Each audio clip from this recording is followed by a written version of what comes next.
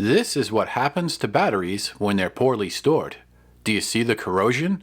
Those batteries are dead. Instead of being neatly stacked, they were just thrown together in a plastic container and kept in a junk drawer. So the Battery Daddy battery storage case seemed like a good way to get organized. It was on sale at Costco for $15, and it included a battery tester. That was important, as I didn't know which batteries were okay and which ones were drained. I'm not sure why they call it the Battery Daddy. It doesn't make batteries with the Battery Mommy. The batteries aren't even included. The box does include a plastic handle, but that seems unnecessary as the package is not very heavy. Let's look inside the box to see what's included with the Battery Daddy. Well, if you like bubble wrap, you're in luck. So, while I play with the bubble wrap, you can get a closer look at the Battery Daddy. At first I was underwhelmed by the feel of the Battery Daddy. It feels plasticky and light. While it seemed sufficient, I wasn't sure about the battery tester, as that also felt plasticky and light. So, does it work? Well, yeah, it told me that a dead battery was dead.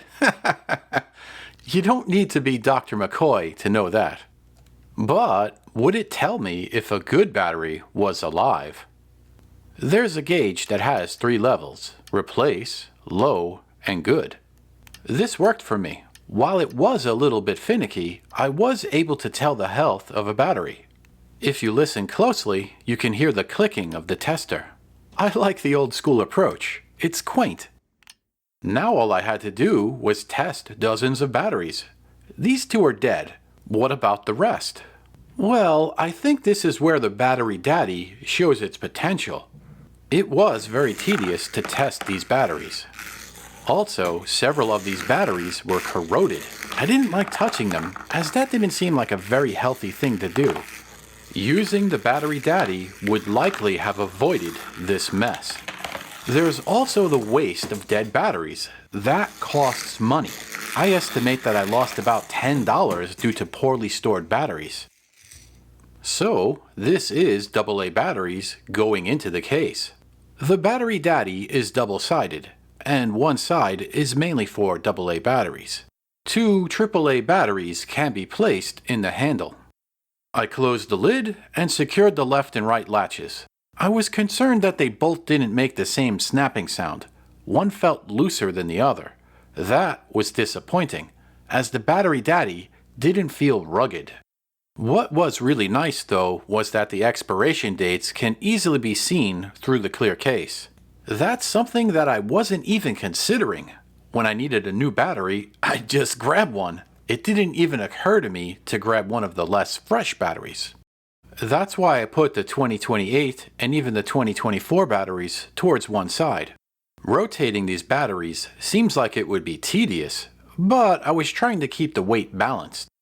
After flipping the case over, I tried to keep the AAA batteries balanced too. Again, the newer batteries were on one side, while the older batteries were on the other. Unfortunately, the dates cannot be seen when the batteries are stored vertically like this.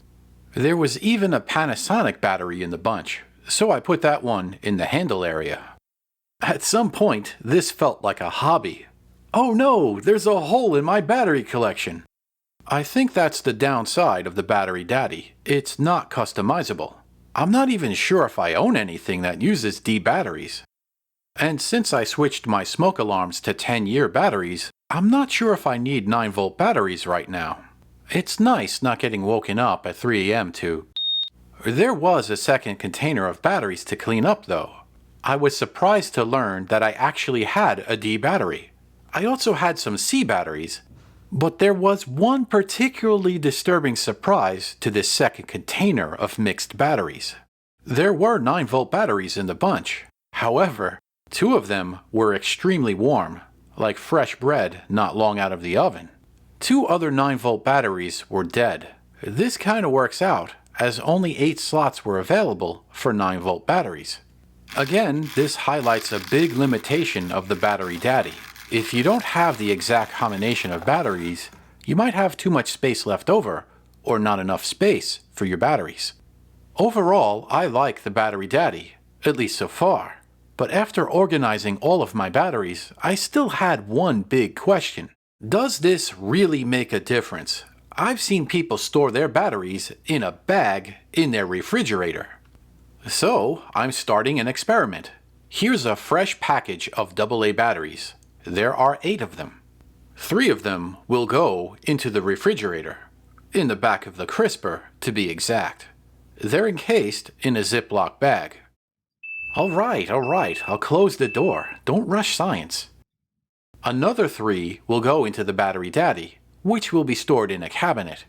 The remaining 2 are the extreme control group. They're going outside, exposed to the elements. I suppose I could have just searched the internet for the answer. Does putting your batteries into the refrigerator help them to last longer? But here, I'm applying the scientific method. I don't know how this experiment is going to turn out, or how long it will last, or if it will be successful at all. But subscribe to Photix TV to be notified of future videos. While future updates of this experiment are not guaranteed, this seems like a fun little project. I'm curious to see the results.